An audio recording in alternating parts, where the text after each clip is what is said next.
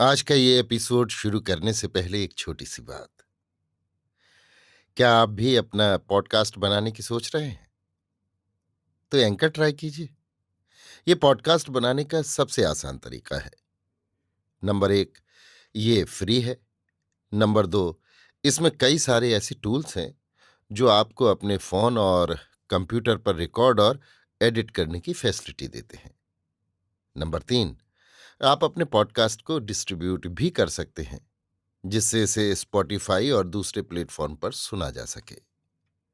तो डाउनलोड कीजिए free anchor app या विजिट कीजिए anchor.fm पर अपना पॉडकास्ट स्टार्ट करने के लिए। ये तो थी एक छोटी सी जानकारी, और अब शुरू करते हैं एपिसोड का सिलसिला। तो आज के एपिसोड में लीजिए सुनिए आचार्य चतुर्सेन शास्त्री के लिखे उपन्यास वयम रक्षामः का भाग 104, हर्ष विषाद, मेरी यानी समीर गोस्वामी की आवाज में। शरविद्ध राम लक्ष्मण को निस्पंद निश्चेष्ट मृतवत रणभूमि में निपतित देख वानरेंद्र सुग्रीव भय और शोक से भर गया। दोनों नर शार्दूलों के अंगोपांग बाणों से छिदे पड़े थे। वे अत्यंत मंद वेग से धीरे धीरे श्वास ले रहे थे।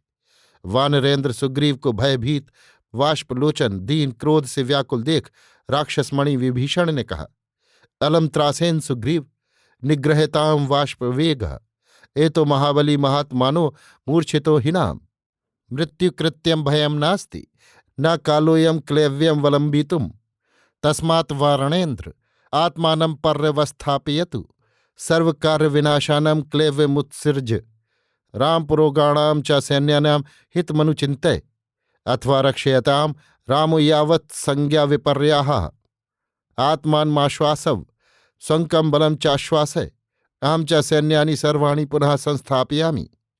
इस प्रकार सुग्रीव को आश्वासन दे गदापाणि विभीषण द्रुत गति से सेना में घूम फिरकर वानरों को प्रबोध देने और वानर सैन्य को व्यवस्थित करने लगे। वानरों के यूथ चारों ओर से आकर राम को घेर उनकी यत्न से रक्षा करने लगे। वे बड़े चौकन्ने हो इधर उधर ऊपर नीचे बड़ी सावधानी से राक्षसों को जांचने लगे। इसी समय वीरवान स्थिर सत्व राम की मूर्छा खुली। उन्होंने पास ही भूमि पर निस्पंद निश्चल बाण विद्ध रक्त प्लुत लक्ष्मण को पड़े देखकर कातर होकर कहा, अब सीता को लेकर और जीवित रहकर मैं क्या करूंगा? इन नेत्रों से मैं आज अजय लक्ष्मण को इस प्रकार भूमि में सोता देख रहा। मैं अब माता कौशल्या कैकेयी और सुमित्रा से क्या कहूंगा, जो पुत्र दर्शन की लालसा से ही जी रही हैं। भरत शत्रुघ्न को ही मैं क्या उत्तर दूंगा? अरे ये तो आग्रहपूर्वक मेरे साथ वन में आए थे, अब इनके बिना मैं अयोध्या कैसे जा सकता हूं? अरे लक्ष्मण, तू तो अवसाद करने पर मुझे आश्वासन देता था, आज मुझे आर्तनाद करता देख बोलता भी नहीं। अरे जैसे तू मेरे साथ ही साथ वन में आया था, अब वैसे ही मैं तेरे साथ मृत्यु की शरण जाऊंगा। मित्र सुग्रीव, तू अंगद और सब सैन्य को लेकर किष्किंधा लौट जा।